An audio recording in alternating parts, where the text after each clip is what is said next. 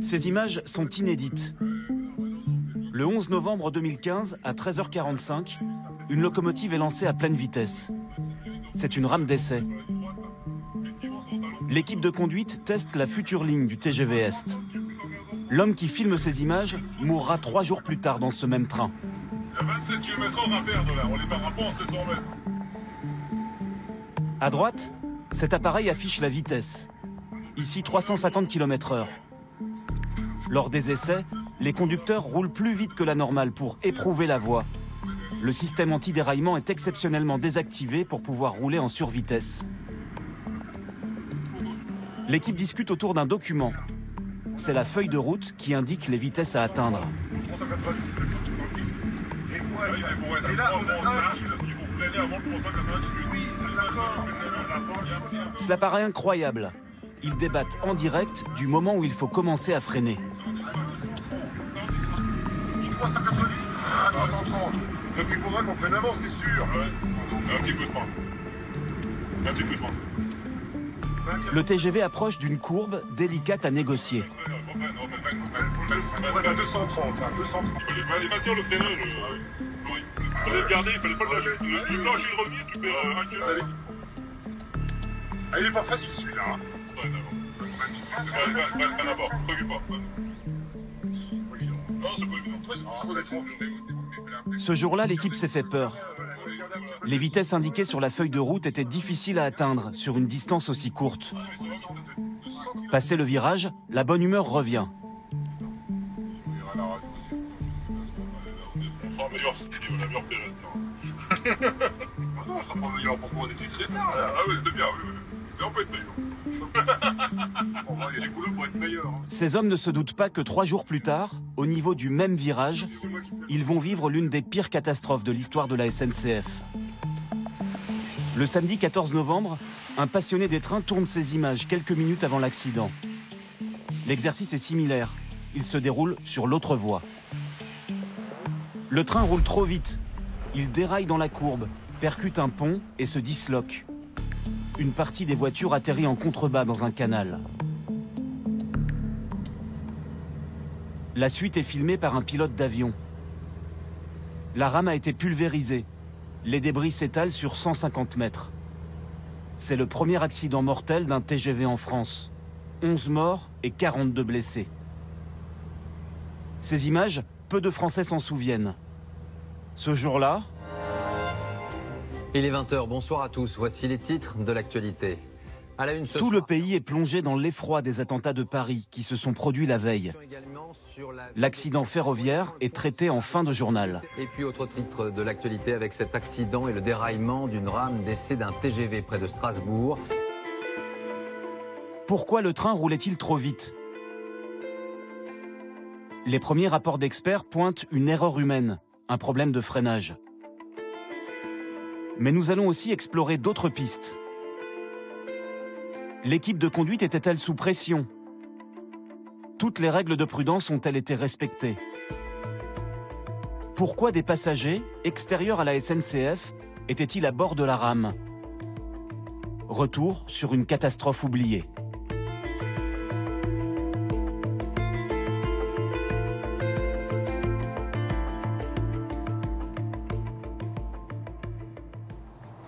Quelques secondes après l'impact, une colonne de fumée s'élève sur une cinquantaine de mètres. C'est quoi ça, mon gars? Oh là là là là là là là là, motherfucker. Ces images ont été filmées par Jean-Philippe, l'un des tout premiers témoins de l'accident. Faut pas écouter les paroles. Donc très gros nuage de fumée. Alors ça s'est passé très vite, hein. C'était quelques secondes après l'accident, donc j'ai pas pu avoir le détail exactement. Il habite à Egversheim, le village le plus proche du lieu du déraillement. Ce jour-là, avec son ami d'enfance Raphaël, il arrive sur place juste avant les secours. Là, il y avait toute la rame arrière qui était à moitié dans l'eau et l'autre moitié ici. Et là, c'était la vitre là, ce qui sortait? Ouais. Moi, j'ai juste sorti les 5-6 personnes par un petit hublot de la rame arrière. Une petite fille de 10 ans qui était perdue. Elle criait papa, papa, elle cherchait absolument son papa. Elle avait rien. Elle avait rien pas du tout. Une égratignure. C'était Elle assez. descend, Là, rien j'avoue, du j'étais assez impressionné parce qu'après tous les autres que j'ai sortis de la rame, ils étaient tous pleins de sang. Hein. Raphaël les a pris en charge, les a mis de côté, il les a assis, discuté avec eux. La plupart des gens ne savaient plus limite comment ils s'appelaient. Ils savaient pas où ils étaient, qu'est-ce qu'ils faisaient ici, qu'est-ce qui s'était passé. Le reste du train s'est échoué de l'autre côté du canal. Tu te souviens du gars qui toquait dans son wagon? Ouais. Ça tapait, ça tapait, ça tapait. J'entendais au secours quelqu'un qui criait. Et 10 minutes et après, plus rien. Un sentiment d'impuissance, puisque finalement on était là à quoi? À 15 mètres, on pouvait rien faire, on pouvait pas l'aider. Un enchevêtrement de rames renversées.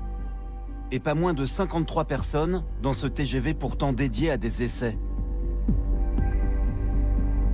On pensait qu'il y avait quoi, 2, 3, 4 personnes, les conducteurs et tout ça, et quand on arrivait là, qu'on commence à sortir des gens à droite à gauche, qu'on avait qui toquaient, ben on se demandait, mais je crois le pire c'était les enfants.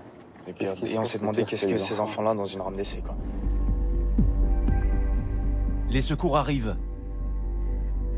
300 pompiers vont intervenir sur l'accident.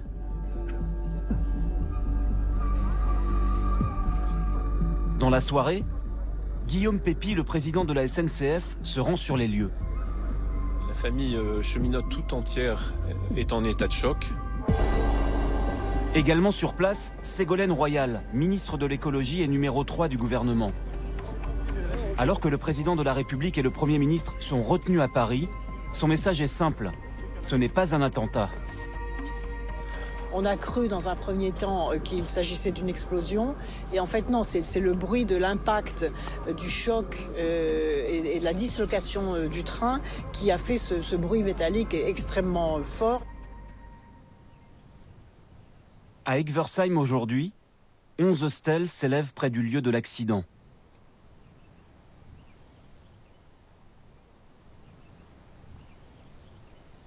Ce jardin est un mémorial qui est aussi dédié aux 42 blessés. Quels sont leurs souvenirs? Rares sont les rescapés qui acceptent de témoigner. Leur silence s'explique par l'instruction en cours, mais aussi par la peur de trahir la grande famille des cheminots. Nous avons rencontré Agnès Mianet. Elle habite dans l'Oise où elle est enseignante. Ses vertèbres ont été brisées dans l'accident.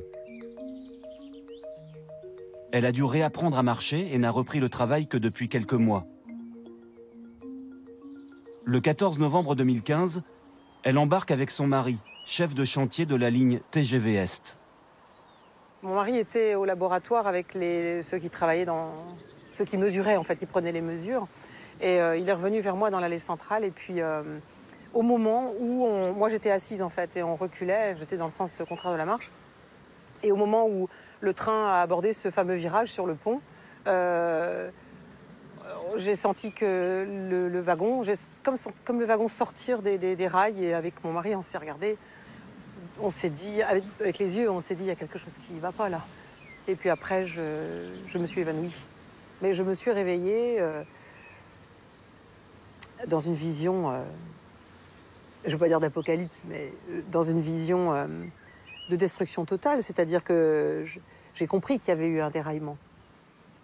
Et moi, j'étais allongée dans des cailloux, sur le côté, la tête dans les cailloux, dans de l'eau. Vous ne pouviez pas bouger à ce moment-là? Ah non, je ne pouvais absolument pas bouger. Non. Il y avait un siège sur, je pense, mes pieds. Et puis de toute façon, je ne pouvais pas bouger, j'avais mal au dos. Agnès est transférée à l'hôpital de Strasbourg, où elle est opérée le soir même. Elle reprend connaissance en salle de réveil.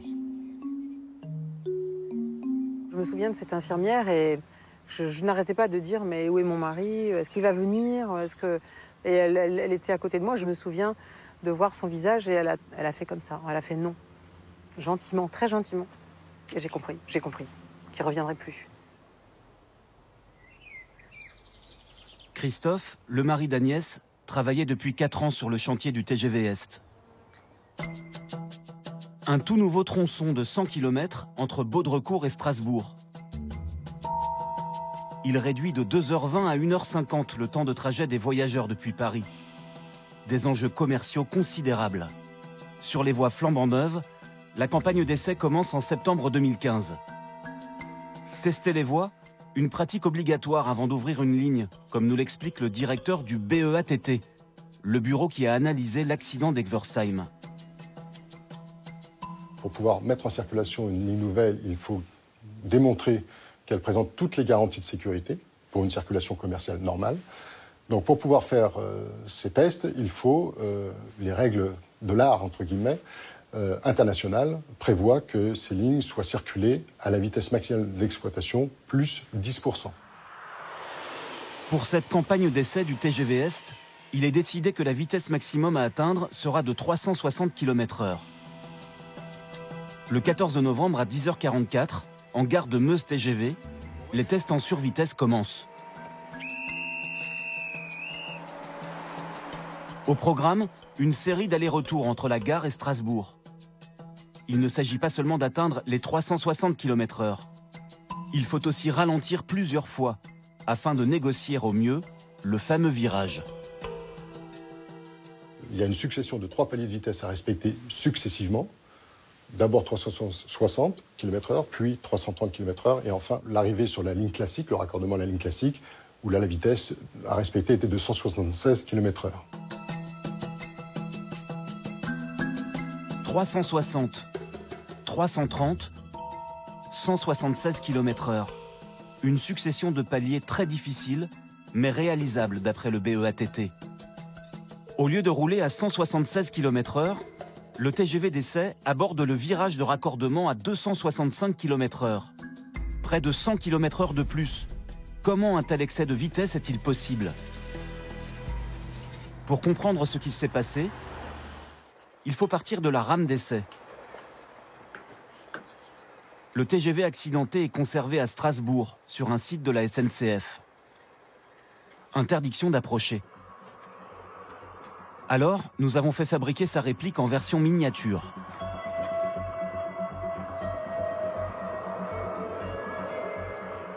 La rame est constituée de 8 wagons et de 2 motrices, autrement dit les locomotives. Une motrice avant, une motrice arrière. L'avant-dernier wagon est la voiture labo, où se trouvent des ingénieurs qui font des mesures. Ils communiquent par interphone avec l'équipe de conduite, qui est dans la motrice avant. Le 14 novembre, quelle est l'ambiance dans la cabine? Revenons à la vidéo tournée 3 jours plus tôt. Nous constatons que la motrice avant est bien remplie. Au centre, le conducteur. À gauche, 3 cadres techniques. À droite, l'homme le plus important, le cadre traction. C'est lui qui donne toutes les consignes au conducteur. Derrière lui, l'auteur des images. Cela fait 6 personnes. Pourtant, un écriteau spécifie nombre maximal de personnes admises, 4. C'est le cadre traction qui autorise le dépassement. Le jour de l'accident, en plus des 4 personnes de l'équipe de conduite, le cadre traction accepte un technicien et 2 ingénieurs qui viennent en observateur. Soit 7 personnes au total. Regardez cette caméra fixée au pare-brise. Elle tournait le 14 novembre. La vidéo a été visionnée par les gendarmes en charge de l'enquête. Ils ont retranscrit les échanges. Une demi-heure avant l'accident, au début du 5e test de la journée, personne ne semble stressé. Ils parlent de tout et de rien. J'espère qu'il va pas faire trop froid. J'ai pas de chauffage dans ma bagnole. Je te dis pas, elle a 65 ans. Quoi? C'est quoi comme voiture? Une traction. J'ai ramassé toutes les feuilles, j'ai tout cramé. C'est interdit, je m'en fous. Si tu savais ce que je m'en fous. Ça fait une de ces fumées. Ah ouais, ça pollue. Mais ça sent pas mauvais. Les bavardages cessent. La séquence de freinage commence. Ils approchent du virage compliqué. Celui qui a provoqué leur frayeur 3 jours plus tôt. Au moment de l'aborder, un élément va les perturber.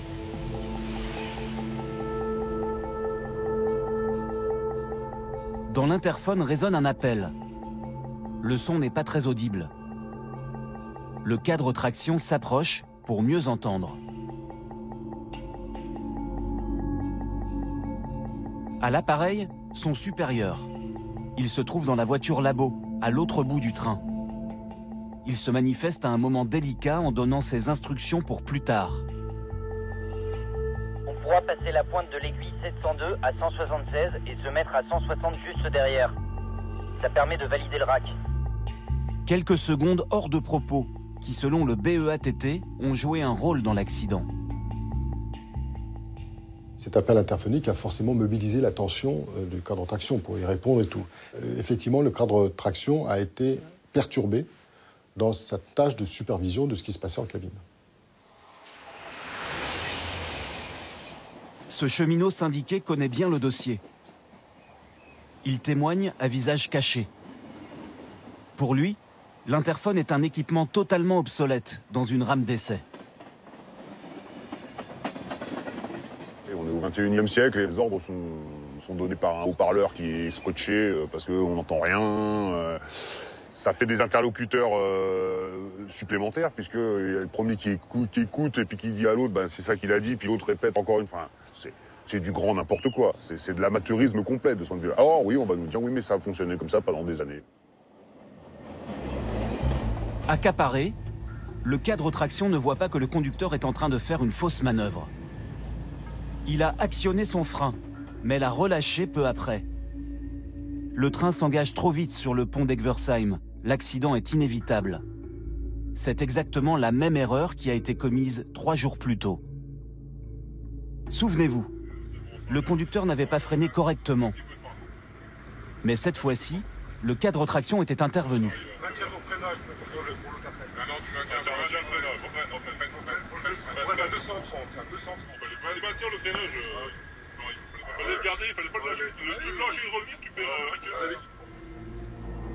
Une mauvaise utilisation du frein, mais aussi un problème de méthode.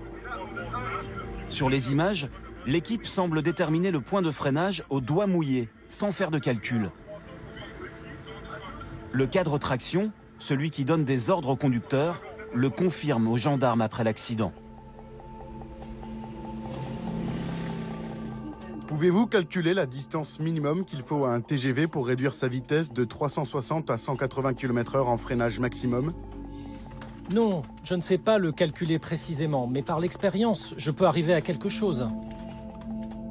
Quel membre de l'équipe de conduite était compétent pour réaliser un tel calcul? Personne. C'était basé sur le ressenti, l'expérience, la connaissance de la machine, avec comme base les documents qu'on nous donnait. La suite de sa déposition est encore plus stupéfiante. Participiez-vous pour la première fois à des essais dynamiques en survitesse? C'était la première fois que je participais à des essais en survitesse sur TGV. Avez-vous suivi une formation particulière? Non, je n'ai reçu aucune formation spécifique aux essais. Une absence de formation qui paraît incroyable. Il s'agissait de conducteurs expérimentés de TGV classiques, mais aucun n'avait jamais participé à ces exercices extrêmes. L'appel de l'interphone venait du centre névralgique des essais, la voiture labo.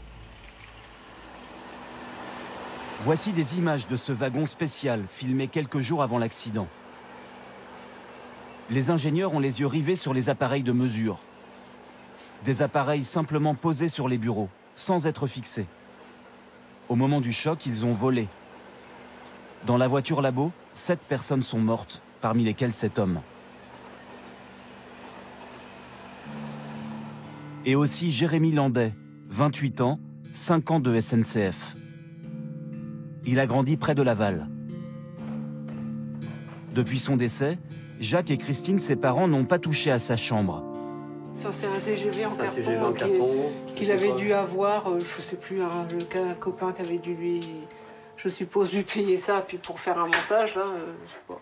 Bon, enfin, il aimait son job, hein, il aimait quand même, malgré tout, tout ce qui était ferroviaire. Hein, c'est sûr qu'il avait des bouquins, voilà. On sentait qu'il se plaisait beaucoup à l'encadrement, et c'était que des jeunes, hein, donc il travaillait au service ingénierie, il n'y a que des jeunes, donc une bonne ambiance, mais ça bossait bien, quoi. Jérémy habitait près de Paris. La dernière fois que ses parents ont eu de ses nouvelles, c'était le soir des attentats. Alors coucou, on est à l'appartement, pas d'inquiétude. C'est horrible encore ce qu'il se passe à Paris. Bisous. Voilà, 13 novembre à 22h56, donc je l'ai appelé après. Et moi, j'ai envoyé un texto donc, le 14 novembre à 17h06. Je viens d'entendre à la radio le déraillement d'un train en essai du côté de Strasbourg. 5 morts, où es-tu? Réponds-moi. Bien sûr, j'ai jamais eu de nouvelles. Il était mort à 15h04, donc c'est resté sans réponse. Voilà. Tout ce qu'on sait, c'est qu'il a été retrouvé sous un amas de matériel et de corps enchevêtrés les uns dans les autres et dans la boue. Voilà l'information qu'on a eue. Et donc, pour moi, il a été tué sur le coup. Hein. Il n'a pas eu le temps de se rendre compte il s'est rendu compte de rien. Et c'est pour ça que je le dis toujours, il est encore dans son train. Et voilà, quoi. Il n'a rien vu venir, quoi. C'est ce qu'on souhaite, de toute façon, hein, qu'il ait rien vu venir et puis qu'il n'ait pas souffert, quoi. Les parents de Jérémy se sont constitués partie civile. Ils accusent l'employeur de leur fils. Qu'est-ce que vous reprochez à la SNCF ? D'avoir tué notre fils. Hein.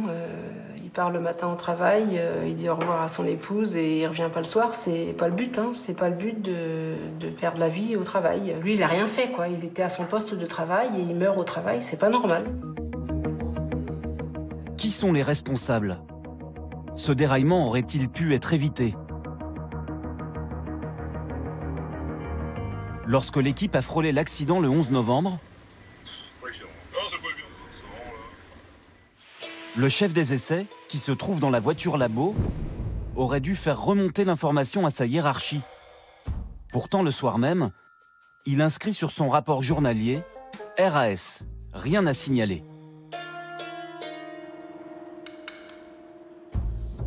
Un grave dysfonctionnement pour cet avocat qui défend la famille d'une des victimes. Ce qui se passe 3 jours auparavant, c'est un signal fort et personne l'entend. Ça n'est pas remonté à une chaîne de commandement. On avait sans doute le sentiment, comme souvent, que rien ne pouvait arriver. Or, l'histoire des catastrophes démontre que c'est chaque fois qu'on a le sentiment que rien ne pouvait arriver, que ça arrive. Le chef des essais est mort dans la voiture labo. L'enquête devra déterminer pourquoi il n'a pas fait état de l'incident. Ce cadre n'était pas salarié de la SNCF, mais travaillait pour Systra, la filiale du groupe chargée de superviser les essais du TGV Est. Systra est une société d'ingénierie. Elle est la vitrine de la SNCF pour vendre son savoir-faire ferroviaire à l'étranger. Dans ce clip promotionnel, l'entreprise se félicite de sa rapidité d'exécution, comme ici à propos de la ligne à grande vitesse Tours-Bordeaux. Ce chantier a rassemblé quelques grands défis techniques. Il faut aller très vite. Il faut mettre l'ensemble des métiers très vite en musique. Pour que les objectifs qu'on s'était fixés en termes à la fois de budget, de qualité, de planning soient respectés. Ce qu'il faut retenir, c'est qu'on était finalement, même si c'est un peu présomptueux de le dire, assez incontournable dans le projet. Le slogan de Systra, la confiance transporte le monde. 1 an après la catastrophe, son patron Pierre Verza a reçu le prix du meilleur dirigeant européen d'entreprise dans la catégorie ingénierie. Manifestement, ce jour-là, il n'a plus l'accident en tête. Quelque part, ça récompense ma rapidité et la manière avec laquelle j'ai transformé ma société. Être toujours pressé, pousser toujours mes employés à aller plus vite. Je suis extrêmement motivé par ce trophée. À l'automne 2015, Systra a-t-elle exercé une pression sur ses équipes lors de la campagne d'essai qu'elle a organisée pour le TGV Est? Nous avons récupéré une correspondance e-mail entre le cadre traction et sa hiérarchie. Dès la première semaine, il se plaint des journées à rallonge imposées par Systra. Lundi, prise de service 7h30, fin de service 18h30. Mardi 7h20, 19h. Mercredi 7h25, 19h. Tout cela sans coupure. 3 membres de l'équipe de conduite ont été mis en examen. Nous avons cherché à les rencontrer. Le cadre traction n'a jamais répondu à nos appels. Le conducteur, lui, va couper court à la conversation. Bonjour monsieur. C'est Paul Gasnier, je suis journaliste pour France 2. Vous voulez pas me parler juste 5 minutes? Le troisième membre de l'équipe refuse aussi de s'exprimer. Bonjour, je m'appelle Marion Leclerc, je suis journaliste. Non, alors c'est net. Je suis mis en examen dans cette affaire-là et je ne veux pas du tout en discuter. Ça pourrait être intéressant quand même d'avoir votre version des choses. Bah, de toute façon, vous savez que dans tous les domaines, c'est les gens pistes, comme on dit, qui trinquent. C'est pas trop dur pour vous à vivre? Si, oh là là, c'est plus dur que l'accident. Alors c'est pas compliqué. L'accident, c'est l'accident, on l'a vécu en direct. Ça dure, c'est une fraction de seconde, enfin c'est les quelques secondes de notre vie. Et puis là, derrière, c'est des années de merde, quoi. Ce qu'on vous demandait de faire, est-ce que c'était réalisable? Joker. Bon, merci en tout cas. Au revoir. Le programme d'essai était-il trop chargé? Après le drame, un cabinet d'audit spécialisé dans les risques du travail s'est penché sur l'organisation. Nous nous sommes procuré son rapport. On y apprend que la journée du 14 novembre a été replanifiée la semaine précédente, au dernier moment. L'amplitude de travail était forte. Les organisateurs auraient gagné du temps en réduisant les temps de préparation. Ils auraient pris des risques et ignoré les règles de sécurité. Le cheminot syndiqué a lu ce rapport. Pour lui, la crainte d'un retard de livraison de la nouvelle ligne TGV, prévue au printemps 2016, expliquerait aussi l'accident. Mais pourquoi cette erreur elle est arrivée? Elle est arrivée parce qu'il y a une pression, parce qu'il y a un manque de connaissances, il y a un manque de formation. Et si ce manque de formation, c'est toujours pareil. On n'a pas le temps de les former parce que justement, il faut rendre à temps, et ainsi de suite. Il y a une inauguration en grande pompe à faire à telle date. Et il est hors de question de prendre du retard. Si on les rend en retard, il y a des pénalités. Et les pénalités sont si dissuasives qu'on accélère tous les programmes. On regroupe des tests et on en arrive à ça. À plusieurs reprises, nous avons contacté le PDG de Systra, Pierre Verza. Il n'a jamais répondu à nos appels. Dans un email, la société nous adresse cette réponse. La justice est saisie. Systra ne souhaite pas faire de commentaires. Depuis le premier jour, la priorité de Systra a été de soutenir ceux qui ont été touchés par l'accident. Selon nos informations, plusieurs responsables de Systra pourraient être mis en examen, ainsi que la société elle-même en tant que personne morale.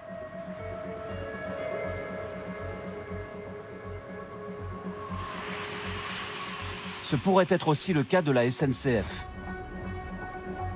Des questions se posent notamment sur la présence d'invités dans le train.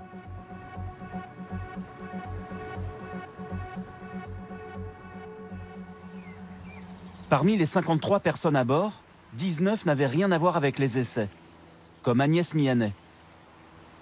Elle a pu visiter la rame avant le début des tests. J'avais la chance d'être là, de les regarder travailler, mais je ne voulais en aucun cas les gêner. Donc je me suis assise à ma place et puis quand on m'a proposé d'aller visiter les cabines avant et arrière, je l'ai fait, mais en étant le plus discret possible. Comment est-ce que vous avez été amenée à être invitée? Mais c'est mon mari qui m'a proposé, parce qu'il y avait quelques places, disons, dans le train pour des invités. C'est une tradition que d'inviter des familles et des amis pour montrer l'aboutissement du travail. Et moi, j'en étais très fière. Cette tradition des invités, Arthur Marie la dénonce aujourd'hui. Sa sœur a été conviée à bord par son petit ami. Fanny, 25 ans, était ingénieure agronome. Elle est l'une des 11 victimes tuées dans l'accident. Selon Arthur, elle n'avait pas conscience qu'un essai est par définition risqué. En même temps que la SNCF et Systra invitent ma sœur, dans le même mouvement, ils coupent les systèmes de sécurité. Eux, ils le savent, mais ma sœur n'est pas au courant. Ma sœur n'a pas idée qu'elle était en train de monter dans un train à qui on a enlevé tous les systèmes de sécurité. C'est quand même dingue que la SNCF puisse inviter des gens, des enfants, à une espèce d'attraction sur une ligne qui n'est pas homologuée, qui n'a pas encore reçu une autorisation pour être ouverte au public, donc sur un chantier. La SNCF invite des gens à s'amuser sur un chantier. Au soir de l'accident, Guillaume Pépi, le président de la SNCF, semble découvrir cette pratique. Il faut déterminer dans quelles circonstances des accompagnants ont pu monter à bord de cette rame. C'est pas une pratique habituelle de la SNCF. Ça n'est pas une pratique que la SNCF reconnaît. Un train de test est un train de test. Pourtant, nous avons facilement retrouvé des images qui montrent une autre réalité. C'est un moment évidemment historique, puisqu'on espère bien que tout va bien se passer pour battre un nouveau record de vitesse. En 2007, entre Paris et Strasbourg, la SNCF s'apprête à battre le record de vitesse en TGV. Qui sont les privilégiés qui sont à bord ? Donc il y a les 3 présidents de la SNCF, de Réseau de Ferré de France et d'Alstom, avec leurs invités, certains invités prestigieux, des étrangers, des Brésiliens, une Californienne qui est la numéro 2 de l'adjointe d'Arnold Schwarzenegger. 2 secondes du départ. Pour les heureux privilégiés invités à bord, la tension est palpable. Des heureux invités.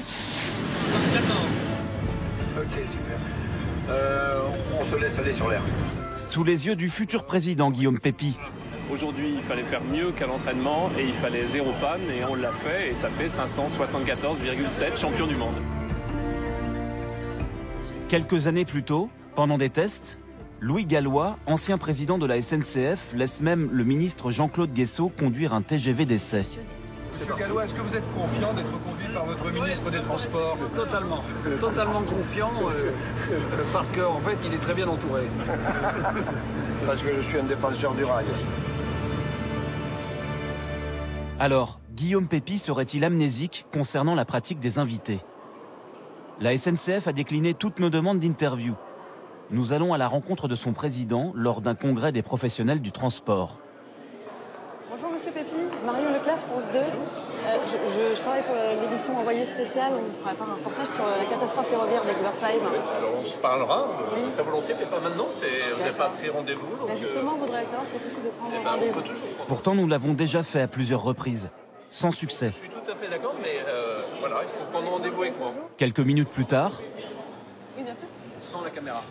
Ne t'en pas. Sans la caméra. Sans la caméra. Voilà. Merci, messieurs. Nous avons néanmoins continué à tourner. Il existe énormément d'archives où on voit prendre les essais des invités. Donc c'est une pratique qui était reconnue. Le fait qu'il y ait des invités, il y en a toujours eu. Hein, il y a parfois des élus, des machins, etc. Là, ce qui est plus grave, c'est ce que vous dites, c'est qu'en plus, la liste des invités a été mal établie. Il y a des responsabilités dans ce texte. Vous les reconnaissez, vous évidemment. Vous pensez que la SNCF a une part de responsabilité? Je ne suis pas complètement zinzin. Évidemment qu'il y a une part de responsabilité. Simplement, ce que moi je dis, c'est que je ne peux pas m'exprimer sur cette part de responsabilité chez Élise Lucet, alors qu'il y a une instruction en cours. Depuis la catastrophe d'Egversheim, la SNCF a changé ses procédures. Il n'y a plus d'invités dans les rames d'essai. L'équipe de conduite doit suivre une formation. L'interphone a disparu de la motrice avant et le TGV s'arrête automatiquement si la vitesse est trop élevée. Autant de mesures qui auraient peut-être pu éviter la catastrophe.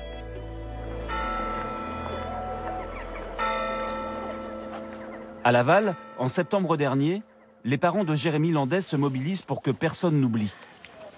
Ah, ils sont là-bas à gauche, là-bas. Tu les vois là? Ouais, ils sont à gauche, là-bas. Jérémy rêvait de participer à cette course annuelle. Ça va? Ça va. Salut Ça va? Ouais, tiens, j'ai ton dossard. 30 de ses proches vont courir pour lui rendre hommage. Ils seront autant à soutenir les coureurs. Moi aussi, je penserais fort à lui. Tu penses, c'est bien, ma chérie. Tu penseras fort à Jérémy, c'est bien. On voulait pas mettre la vraie photo de Jérémy parce que c'est des fois un peu lourd à porter.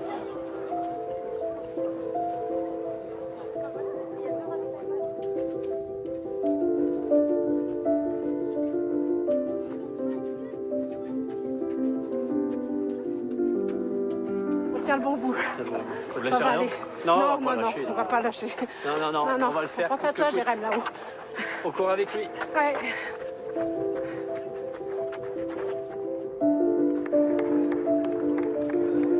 Comme toutes les familles des victimes, les parents de Jérémy et sa sœur devront encore attendre plusieurs années avant qu'un procès ne leur apporte des réponses.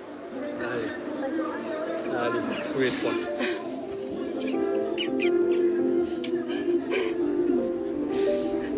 Je serais trop content, mamie. Si tu vas me faire pleurer.